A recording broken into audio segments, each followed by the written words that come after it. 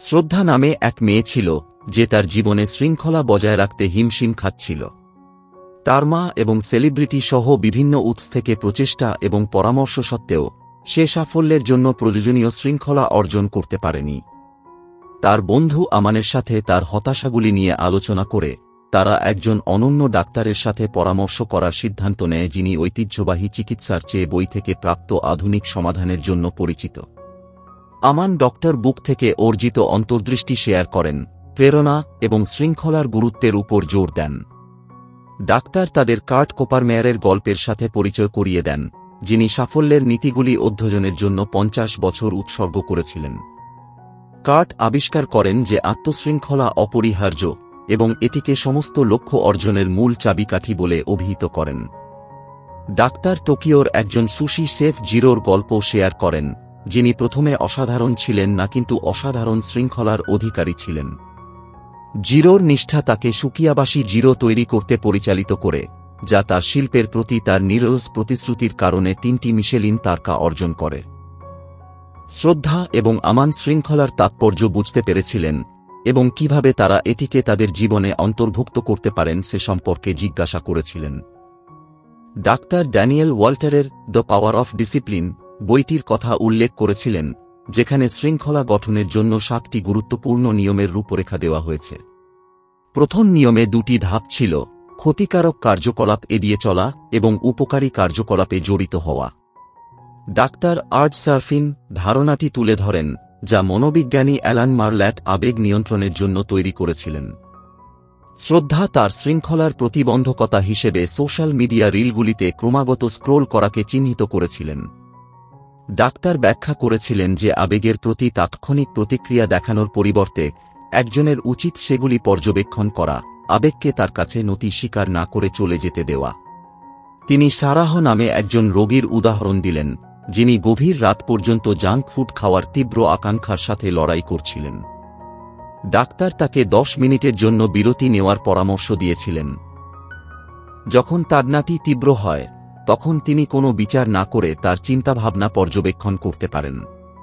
Sarah দেখতে পান যে প্রাথমিক আকাঙ্ক্ষা কমে যাওয়ার পরে তার আকাঙ্ক্ষা দুর্বল হয়ে পড়ে, যা এই কৌশলের কার্যকারিতা প্রদর্শন করে। আবেগ বোঝার এবং পরিচালনা করার গুরুত্বের উপর জোর দেওয়া হয়েছিল। দেখানো হয়েছিল যে বিরতি এবং পর্যবেক্ষণের মাধ্যমে ব্যক্তিরা তাদের আবেগকে হ্রাস করতে পারে এবং এইভাবে আরও ভালো শৃঙ্খলার দিকে এগিয়ে যেতে পারে। আত্মশৃঙ্খলা প্রতিষ্ঠার যাত্রায় বিক্ষেপের স্বীকৃতি এবং নতুন উৎপাদনশীল অভ্যাস তৈরির প্রতিশ্রুতি প্রয়োজন। এইভাবে শ্রদ্ধা এবং আমন উভয়কেই তাদের লক্ষ্য অর্জনের জন্য প্রয়োজনীয় পদক্ষেপ নিতে সক্ষম করে। 2009 সালে টড হেয়ার এবং কলিন ক্যামেরার পরিচালিত একটি পরীক্ষার মাধ্যমে ডাক্তার শৃঙ্খলার বিজ্ঞান ব্যাখ্যা করেছিলেন। অংশগ্রহণকারীদের 10 বছর পর $1 লাখ তাৎক্ষণিক পুরস্কার অথবা 10 বছর পর $1 মিলিয়ন বিলম্বিত পুরস্কারের মধ্যে একটি বেছে নেওয়ার প্রস্তাব দেওয়া হয়েছিল। বেশিরভাগই তাৎক্ষণিক পুরস্কার বেছে নিয়েছিলেন, যা তাৎক্ষণিক তৃপ্তির জন্য তাদের পছন্দ প্রদর্শন করেছিল। মস্তিষ্কের স্ক্যানে দেখা গেছে যে যারা তাৎক্ষণিক অর্থ প্রদানের জন্য বেছে নিয়েছিলেন তাদের আবেগ কেন্দ্রগুলিতে কার্যকলাপ বৃদ্ধি পেয়েছিল, অন্যদিকে যারা অপেক্ষা করতে ইচ্ছুক ছিলেন তাদের আত্মনিয়ন্ত্রণ এবং সিদ্ধান্ত গ্রহণের সাথে সম্পর্কিত ক্ষেত্রগুলিতে সক্রিয়তা দেখা গিয়েছিল, ভেন্ট্রাল মিডিয়াল প্রিফ্রন্টাল কর্টেক্স এবং ডোর্সোল্যাটারাল প্রিফ্রন্টাল কর্টেক্স। এটি তাৎক্ষণিক বনাম বিলম্বিত পুরস্কারের বিপরীত মস্তিষ্কের প্রতিক্রিয়া তুলে ধরে। এর প্রভাব সম্পর্কে জানতে আগ্রহী আমান এই বোঝাপড়ার সুবিধা সম্পর্কে জিজ্ঞাসা করেছিলেন। ডাক্তার ব্যাখ্যা করেছিলেন যে এই বিভিন্ন মস্তিষ্কের অংশগুলি শনাক্ত করার ফলে প্রিফ্রন্টাল কর্টেক্সকে প্রশিক্ষণ দেওয়া সম্ভব হয়, যার ফলে বিলম্বিত তৃপ্তি অনুশীলন করা সহজ হয়। তিনি এটিকে জিম ওয়ার্কআউটের সাথে তুলনা করে উল্লেখ করেছেন যে যেমন ব্যক্তিরা প্রায়শই পায়ের দিন এড়িয়ে যান এবং ভারসাম্যহীন শক্তি বিকাশ করেন, তেমনি তারা আত্মনিয়ন্ত্রণের জন্য মানসিক প্রশিক্ষণকে অবহেলা করতে পারেন। প্রিফ্রন্টাল কর্টেক্সকে সচেতনভাবে জড়িত এবং শক্তিশালী করার মাধ্যমে ব্যক্তিরা সুশৃঙ্খল অভ্যাস গড়ে তুলতে পারেন। ধারণাটি প্রবর্তিত হয়েছিল যে আত্মনিয়ন্ত্রণ বৃদ্ধির লক্ষ্যে যে কোনো কার্যকলাপ জীবনের সামগ্রিক শৃঙ্খলা বৃদ্ধিতে অবদান রাখে। উদাহরণস্বরূপ, নিয়মিত জিমে উপস্থিতি থেকে প্রাপ্ত শৃঙ্খলা ব্যবসায়িক শৃঙ্খলার উপর ইতিবাচক প্রভাব ফেলতে পারে। ডাক্তার আমান এবং শ্রদ্ধাকে উৎসাহিত করেছিলেন যারা যথাক্রমে ক্রিকেট এবং সাঁতার উপভোগ করতেন, তাদের সাধারণ শৃঙ্খলা গড়ে তোলার জন্য তাদের শখের মধ্যে শৃঙ্খলা যোগ করার জন্য। 3 নং নিয়মে ফিরে আলোচনাটি দীর্ঘমেয়াদী মানসিকতা বিকাশের দিকে ঝুঁকে পড়ে। ডাক্তার ওয়ারেন বাফেটের কথা উল্লেখ করে ব্যাখ্যা করেন যে কিভাবে তার দীর্ঘমেয়াদী বিনিয়োগের মানসিকতা রাতারাতি আবির্ভূত হয়নি। 11 বছর বয়সী বাফেট প্রাথমিকভাবে দ্রুত লাভের জন্য শেয়ার বিক্রি করেছিলেন, কিন্তু পরে ধৈর্য এবং দীর্ঘমেয়াদী চিন্তাভাবনার গুণাবলী স্বীকৃতি পেয়েছিলেন। এই শিক্ষা বিনিয়োগের প্রতি তার দৃষ্টিভঙ্গিকে রূপ দেয়, স্বল্পমেয়াদী স্প্রিন্ট মানসিকতার বিপরীতে ম্যারাথন মানসিকতা গড়ে তোলে। আমান দ্রুত কোটিপতি হওয়ার মতো স্বল্পমেয়াদী লক্ষ্যের বিপদ সম্পর্কে জিজ্ঞাসা করেছিলেন। ডাক্তার নিশ্চিত করেছিলেন যে এই ধরনের সাধনা একজনের শৃঙ্খলাকে দুর্বল করে দিতে পারে, পরিবর্তে দীর্ঘমেয়াদী লক্ষ্যের প্রতি ধৈর্য এবং নিষ্ঠা শক্তিশালী শৃঙ্খলার জন্য অপরিহার্য। তিনি ইঙ্গিত দিয়েছিলেন যে এর জন্য কৌশলগুলি বোঝা পরবর্তী নিয়মে আসবে। নিয়ম নং 4 দৈনন্দিন অভ্যাস এবং রুটিনের তাৎপর্যের উপর জোর দিয়েছে। ডাক্তার মাইক টাইসনের কঠোর প্রশিক্ষণের নিয়মাবলী তুলে ধরেছেন, উল্লেখ করেছেন যে টাইসন প্রশিক্ষণকে ঘৃণা করলেও তিনি প্রতিদিন সকালে তার রুটিন মেনে চলতেন, অপরিসীম শৃঙ্খলা প্রদর্শন করতেন। বারাক ওবামা এবং বিল গেটসের মতো অন্যান্য উল্লেখযোগ্য ব্যক্তিত্বরাও কাঠামোগত রুটিনের উপর জোর দিয়েছিলেন। ওবামা সর্বদা ব্যায়াম দিয়ে তার দিন শুরু করতেন এবং গেটস তা ট্রেডমিলের সময় শিক্ষামূলক বিষয়বস্তু দেখার জন্য ব্যবহার করতেন। হার্ভার্ড বিশ্ববিদ্যালয়ের গবেষণার উদ্ধৃতি দিয়ে তিনি নিশ্চিত করেছেন যে সকালের সুশৃঙ্খল রুটিন প্রিফ্রন্টাল কর্টেক্সকে সক্রিয় করে, যা সারাদিন ধরে সুশৃঙ্খল সকালের কাজকর্মকে আত্মনিয়ন্ত্রণের সাথে যুক্ত করে। তিনি ব্যক্তিগত অভিজ্ঞতা বর্ণনা করে বলেন যে কিভাবে ব্যায়াম বা পড়ার মতো ইতিবাচক সকালের অভ্যাসগুলি দিনের বেলায় আরও ভালো সিদ্ধান্ত গ্রহণ এবং সামগ্রিক শৃঙ্খলার দিকে পরিচালিত করে। বিপরীতে, রুটিন ছাড়াই দিন শুরু করার ফলে প্রায়শই শৃঙ্খলা এবং আত্মনিয়ন্ত্রণ বজায় রাখার জন্য সংগ্রাম করতে হয়।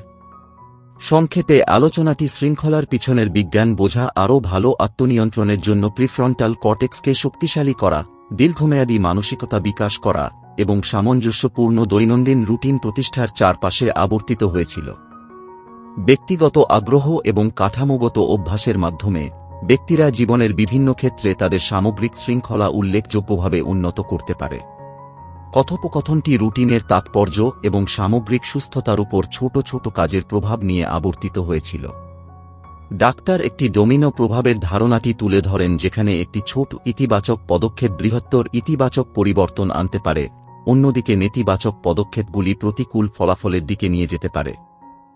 এই রুটিনের একটি গুরুত্বপূর্ণ অংশ হতে পারে প্রতিদিন সকালে কৃতজ্ঞতা জার্নালিংয়ে কয়েক মিনিট ব্যয় করা, যেমন রবি, একজন ক্লায়েন্ট যিনি প্রাথমিকভাবে শৃঙ্খলার সাথে লড়াই করেছিলেন। উদাহরণস্বরূপ, কৃতজ্ঞতা জার্নালিংয়ের মাধ্যমে রবি তার দৃষ্টিভঙ্গিতে পরিবর্তন লক্ষ্য করেছিলেন। তিনি তার অভাবের উপর স্থির থাকার পরিবর্তে ইতিমধ্যে যা ছিল তা উপলব্ধি করতে শুরু করেছিলেন। এই পরিবর্তন তাকে তার আবেগ নিয়ন্ত্রণ করতে, অপ্রয়োজনীয় কেনাকাটা এবং জাঙ্ক ফুড খাওয়া কমাতে এবং দীর্ঘমেয়াদী লক্ষ্যগুলিতে আরও মনোনিবেশ করতে সাহায্য করেছিল, যা শেষ পর্যন্ত তার মধ্যে শৃঙ্খলা জাগিয়ে তোলে। গবেষণা এই পরিবর্তনকে সমর্থন করে, যা প্রকাশ করে যে কৃতজ্ঞতা মস্তিষ্কের সেই অংশগুলিকে সক্রিয় করে যা আবেগ নিয়ন্ত্রণ এবং আত্মনিয়ন্ত্রণের জন্য দায়ী, লক্ষ্যের উপর মনোযোগ বৃদ্ধি করে। যদি সকালের রুটিন সম্পর্কে অনিশ্চিত থাকেন, তাহলে কৃতজ্ঞতা অনুশীলন করা অত্যন্ত বাঞ্ছনীয়, পাশাপাশি অন্যান্য পদ্ধতি যেমন দলে যোগদান বা প্রার্থনা করা। উপরন্তু আলোচনায় ইচ্ছাশক্তি বোঝার গুরুত্বের উপর জোর দেওয়া হয়। মনোবিজ্ঞানী উইলি বাউমাইস্টারের একটি গবেষণায় দেখা গেছে যে ইচ্ছাশক্তি ক্লান্তিকর হতে পারে এবং এটিকে পেশির সাথে তুলনা করা হয়েছে। যারা প্রলোভন প্রতিরোধ করেছিলেন, কুকিজ খাওয়া, তারা পরবর্তী চ্যালেঞ্জিং কাজগুলিতে অধ্যবসায় হ্রাস পেয়েছিলেন। এর ফলে এই সিদ্ধান্তে পৌঁছেছেন যে ইচ্ছাশক্তি বজায় রাখার জন্য বিরতি নেওয়া অত্যন্ত গুরুত্বপূর্ণ, যেমনটি স্টিভ জবস এবং আরিয়ানা হাফিংটনের মতো ব্যক্তিত্বদের দ্বারা উদাহরণ হিসেবে দেখা গেছে, যারা তাদের রুটিনে সযত্ন এবং বিরতি অন্তর্ভুক্ত করে তাদের উৎপাদনশীলতা এবং শৃঙ্খলা উন্নত করেছিলেন। অস্বস্তি এবং নেতিবাচক আবেগকে আলিঙ্গন করার ধারণাটিও আলোচনা করা হয়েছিল। প্রতিকূল পরিস্থিতিতেও দৌড়ের সময় মাইকেল ফেলপসের সাফল্যের ক্ষমতা, তার কোচ তাকে দৃষ্টিশক্তি ছাড়াই সাঁতার কাটানোর প্রশিক্ষণ দেওয়ার কারণে, অস্বস্তিকর পরিস্থিতির মুখোমুখি হয়ে কিভাবে স্থিতিস্থাপকতা তৈরি করা যায় তা তুলে ধরে। ডেভিড গগিন্সের মতো ব্যক্তিরাও এই ধারণার প্রতিধ্বনি করেন, যারা ইচ্ছাকৃতভাবে তার সংকল্পকে শক্তিশালী করার উপায় হিসাবে অস্বস্তি খোঁজেন। পরিশেষে, ব্যক্তিগত বৃদ্ধি এবং শৃঙ্খলা বৃদ্ধির জন্য কার্যকর সকালের রুটিন তৈরি, কৃতজ্ঞতা অনুশীলন, ইচ্ছাশক্তি পরিচালনা, বিরতি অন্তর্ভুক্ত করা এবং অস্বস্তিকে আলিঙ্গন করার উপর জোর দেওয়া হয়েছিল। প্রচুর সম্পদ থাকা সত্ত্বেও তিনি হেলিকপ্টারে জঙ্গল ভ্রমণ, অগ্নি নির্বাপন এবং বিপজ্জনক দৌড়ের মতো উচ্চঝুঁকিপূর্ণ কার্যকলাপে জড়িত থাকেন, যা সবই ইচ্ছাকৃতভাবে অস্বস্তির প্রতি ভালোবাসা দ্বারা পরিচালিত হয়। প্রত্যাখ্যানের ভয়ে জিয়াং 100 দিনের প্রত্যাখ্যান চ্যালেঞ্জ শুরু করেছিলেন, ইচ্ছাকৃতভাবে এমন পরিস্থিতির সন্ধান করেছিলেন যেখানে না শোনা যায়, যেমন একজন অপরিচিত ব্যক্তির কাছ থেকে $100 চাওয়া বা বিমানে নিরাপত্তা ব্রিফিং দেওয়ার অনুরোধ করা। তার অস্বস্তিকে আলিঙ্গন করার ফলে উল্লেখযোগ্য ব্যক্তিগত সাফল্য এবং খ্যাতি অর্জন হয়েছিল। অন্তর্নিহিত শিক্ষা হল চ্যালেঞ্জিং কাজের প্রতি বিরক্তি প্রকাশ না করে তাদের প্রতি ভালোবাসা গড়ে তোলা। যারা জিমে যাওয়ার মতো কাজে সাফল্য পান তারা প্রক্রিয়াটির প্রশংসা করতে শেখেন এবং এর সাথে যুক্ত ব্যথাকে আলিঙ্গন করতে শেখেন, যার ফলে দীর্ঘমেয়াদী প্রতিশ্রুতি বজায় রাখা সহজ হয়। বিপরীতে, যারা অস্বস্তির অভিযোগ করেন তাদের প্রায়শই ধারাবাহিকতা বজায় রাখতে সমস্যা হয়। শৃঙ্খলা বজায় রাখার জন্য একজনকে অস্বস্তি এবং নেতিবাচক আবেগকে আলিঙ্গন করতে হবে। ডক্টর বুক শৃঙ্খলার জন্য 7টি নিয়মের রূপরেখা দিয়েছেন। 1. টাডনা সার্ফিং অনুশীলন করুন এবং আবেগ নিয়ন্ত্রণ করুন। 2. শৃঙ্খলার পিছনে বিজ্ঞানটি বুঝুন। 3. দীর্ঘমেয়াদী মানসিকতা বিকাশ করুন। 4. দৈনন্দিন অভ্যাস এবং রুটিন প্রতিষ্ঠা করুন। 5. শৃঙ্খলার আগে কৃতজ্ঞতা অনুশীলন করুন। 6. মানসিক শক্তি পরিচালনা করুন এবং ইচ্ছাশক্তির ক্লান্তি চিনুন।